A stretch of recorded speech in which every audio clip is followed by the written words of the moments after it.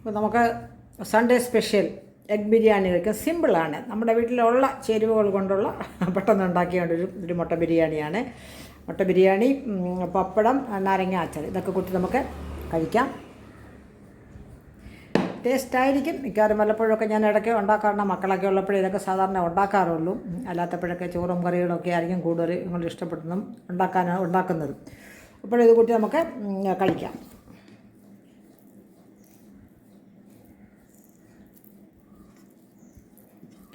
ഇതിലെ മസാലയും റൈസും മിക്സ് ചെയ്ത് ലെയർ ആക്കിയിരിക്കുന്നത് കൊണ്ട് ഏത് കൂടുതൽ വേണ്ടിയവർക്ക് ചിലർക്ക് അധികം മസാല വേണ്ട, അല്ല അങ്ങനെ ആ സമയത്ത് നമുക്ക് ഈ രീതിയിൽ ഉണ്ടാക്കിയാൽ നമുക്ക് പ്രത്യേകിച്ച് എടുക്കാം.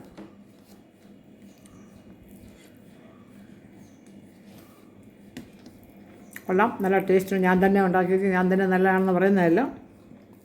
ഉപ്പ് ബാക്കിയും അല്പം എരിവുണ്ട്, എന്നാൽ കൂടുതലില്ല, അല്പം വേണമല്ലോ. ചിക്കൻ്റെ ഒന്നും വേറെ ടേസ്റ്റൊന്നും അല്ല. ഒരു മുട്ട വേണമെങ്കിൽ ഗ്രേറ്റ് ചെയ്ത് ഇടാമായിരുന്നു, പക്ഷേ അത് ചിലപ്പോൾ നമ്മൾ വെച്ചിരുന്നാൽ വൈകുമ്പോഴത്തേക്ക് ചിലപ്പോൾ അതിൻ്റെ രുചി വ്യത്യാസമൊക്കെ വരും. അതുകൊണ്ട് അങ്ങനെ ചെയ്തില്ല, അല്ലാതെ തന്നെ ഇട്ടു.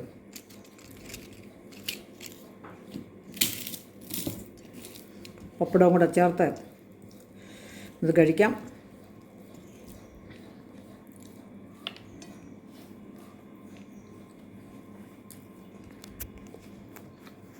ശരി, ഞങ്ങൾ ഭക്ഷണം കഴിക്കട്ടെ.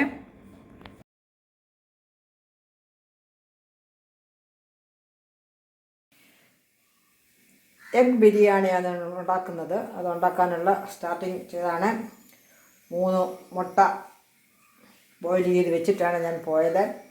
അതുപോലെ സവാള, തക്കാളി, ഇഞ്ചി, വെളുത്തുള്ളി, പച്ചമുളക് ഇതെല്ലാം ജസ്റ്റ് ചതച്ച് റെഡിയാക്കി വെച്ച് അടത്തി വെച്ചിട്ടാണ് ഞാൻ പോയത്.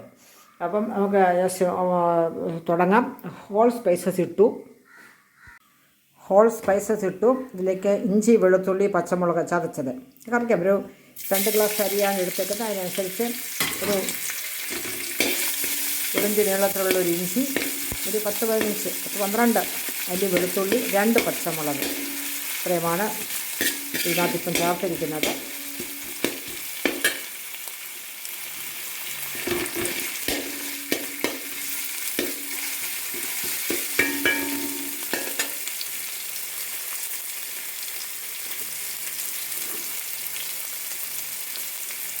ഇതിലേക്ക് അരിഞ്ഞു വെച്ച സവാള,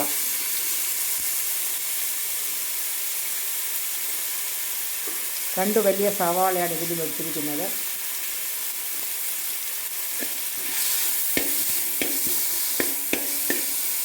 എണ്ണയുടെ ഉപയോഗം കുറയ്ക്കാനായിട്ട് സവാള, തക്കാളി ഇതൊക്കെ ഞാൻ ഗ്രേറ്റ് ചെയ്താണ് എടുത്തത്. അല്ലെങ്കിൽ ഇത് മുഴുവൻ വഴന്ന് വരാനായിട്ട് കുറേ എണ്ണ വരും. ഒരു 2 ടേബിൾ സ്പൂൺ എണ്ണയും സൺഫ്ലവർ ഓയിലും 2 ടേബിൾ സ്പൂൺ നെയ്യുമാണ് ഞാൻ ഓരോന്നേ എടുത്തുള്ളൂ. അത്രയും കുറച്ച് മതിയല്ലോ, അത്രയും എണ്ണ നമ്മുടെ ചോറല്ലേ കഴിക്കുന്നത്.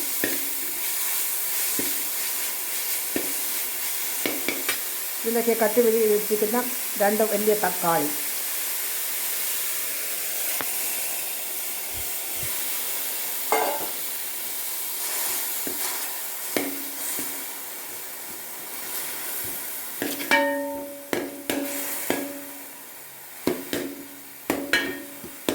വെളുത്തുള്ളിയൊക്കെ ഇഞ്ചിയും കൂടെ എണ്ണയിൽ മൊരിഞ്ഞ് മണം വരുന്നുണ്ട്.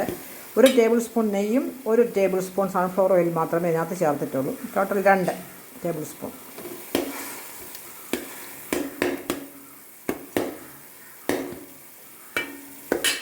ഹൈ ഫ്ലെയർ വെച്ചേക്കുന്നുണ്ട്, പെട്ടെന്ന് തന്നെ വഴന്ന് കിട്ടും. ഇനിയും പൊടികൾ ചേർക്കാം. 1/2 ടീസ്പൂൺ മഞ്ഞൾപ്പൊടി,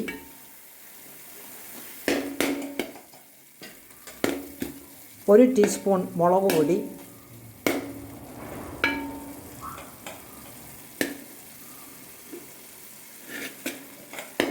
2 ടീസ്പൂൺ മല്ലിപ്പൊടി.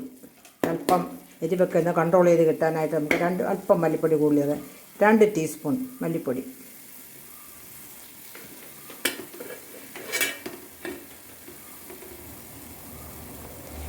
അര ടീസ്പൂൺ കുരുമുളക് പൊടി, 1/2 ടീസ്പൂൺ ഗരം മസാലപ്പൊടി.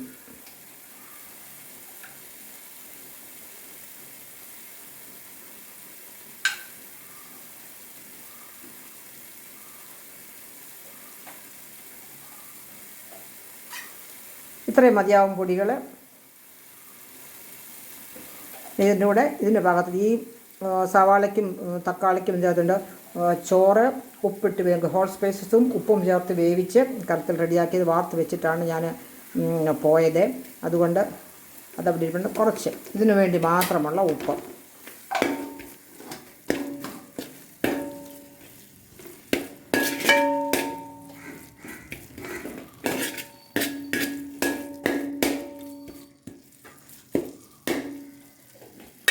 ഇത് ലോ ഫയറിൽ കിടന്ന് ഇതിൻ്റെ വെള്ളം വെന്ത് സവാളയും തക്കാളിയും നല്ലപോലെ വെന്ത് കുഴയണം. അതുവരെ നമുക്ക് വെയിറ്റ് ചെയ്യാം. ഇതിലേക്ക് നമ്മൾ ബോയിൽ ചെയ്ത് വരഞ്ഞ് വെച്ചേക്കുന്ന മുട്ടയും കൂടെ ചേർക്കാം. 3 മുട്ടയാണ് ചേർക്കുന്നത്. മുട്ടയും മസാലയും കൂടെ നല്ലപോലെ യോജിക്കട്ടെ.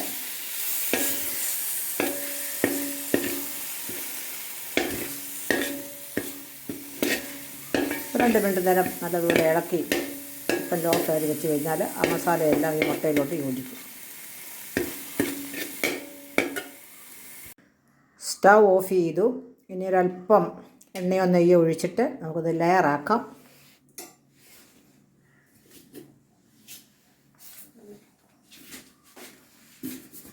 ഒരു 1/3 ഭാഗം ചോറ് ഏറ്റവും അടിക്ക് ചേർക്കാം.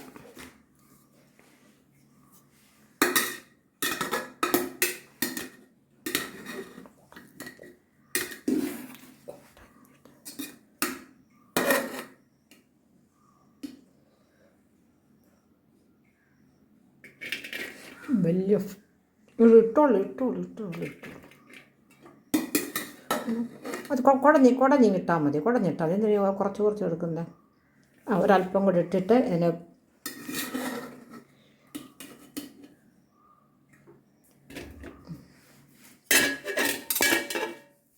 സഹായിക്കാനായിട്ട് ഹസ്ബൻഡ് കൊണ്ട് കൂടെ ഒരു ലെയർ ചോറിട്ടു. ഇനി നമുക്ക് മസാല ഇടാം.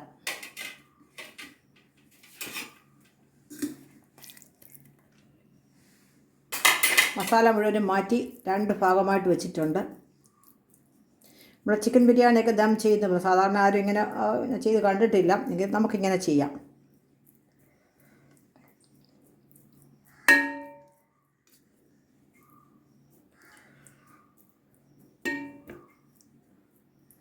ഇനിയും ബാക്കി പകുതി ചോറും കൂടി ഇതിൻ്റെ മുകളിലോട്ടിടാം.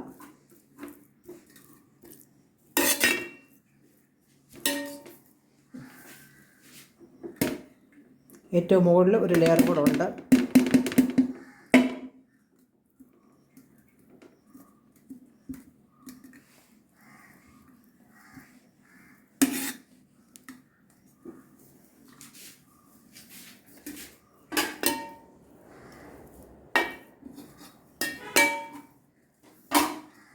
കുറച്ചും കൂടെ ചോറിടാം. അല്പം കൂടെ ചോറിടാം. ഏറ്റവും മുകളിലത്തെ ലെയറിൽ കുറച്ച് മതി. കുറച്ച് ഇങ്ങനെ കുടഞ്ഞിട്ടാൽ മതി.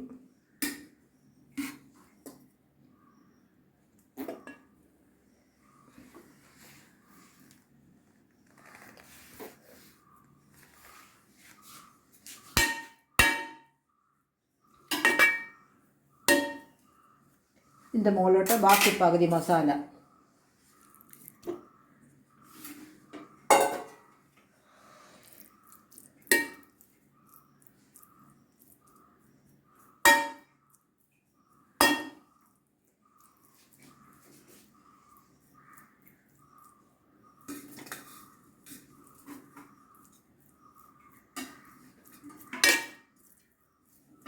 ഇതിനകത്ത് എന്തെങ്കിലും ചേർക്കണ കാഷ്യൂ, കിസ്മിസ്, ഉള്ളി വറുത്തത്, മല്ലിയില ഇതൊക്കെ ചേർക്കേണ്ടവർക്ക് ചേർക്കാം. എൻ്റെ ഒന്നും സ്വാദൊന്നും വലിയ താല്പര്യമില്ലാത്തത് കൊണ്ട് ചേർക്കുന്നില്ല. ഏറ്റവും ലാസ്റ്റ് അല്പം കാഷ്യൂ വറുത്തിടാം. ഇത്രയും.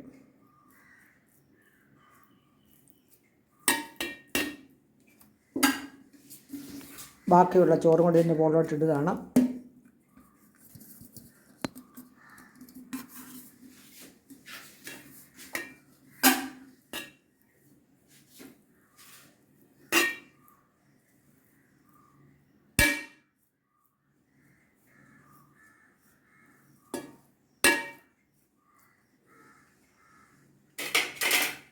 ഇതിൻ്റെ മുകളിലേക്ക് നമുക്ക് മുട്ട, ആ മസാലയിൽ പൊതിഞ്ഞ മുട്ട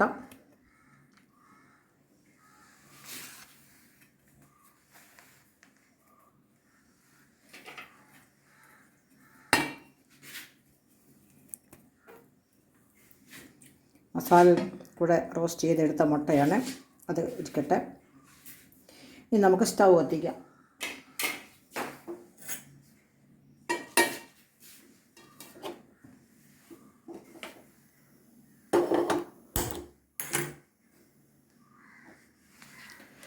സ്റ്റൗ കത്തിച്ചു.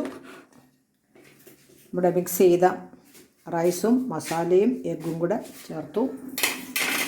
ഇനി ഒരു ലോ ഫ്ലെയറിൽ ഒരു 5 മിനിറ്റ്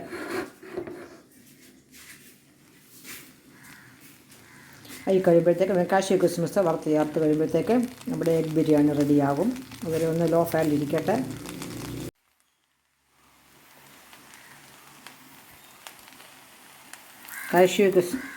കിസ്മിസ് ഇല്ല, കാഷ്യൂ മാത്രമേ ഉള്ളൂ. മതി, ഇപ്രാവശ്യം കാഷ്യൂ മതി. പായസവും ബിരിയാണിയൊക്കെ നേരത്തെ വെച്ചപ്പോൾ അതിനൊക്കെ ഒന്ന് തുറന്നു പോയി.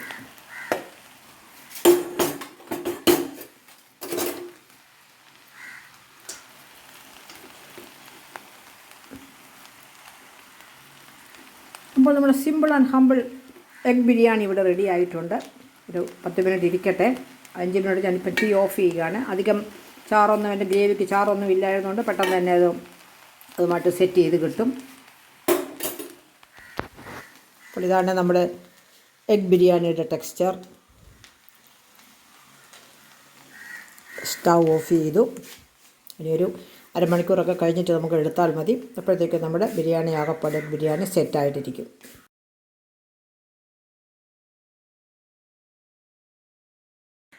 എഗ് ബിരിയാണി സെറ്റായിട്ടുണ്ട്. ഓഫ് ചെയ്തു. ഇനി ഒരു അല്പസമയം ഇരിക്കട്ടെ. ഒരു അരമണിക്കൂറൊക്കെ കഴിഞ്ഞിട്ട് ഒക്കെ നമുക്ക് തുറക്കാം. അപ്പോൾ ഞാൻ തുറന്നത് ഇത് ഫോട്ടോ എടുക്കാൻ വേണ്ടി ഇത് എടുത്തതാണ്.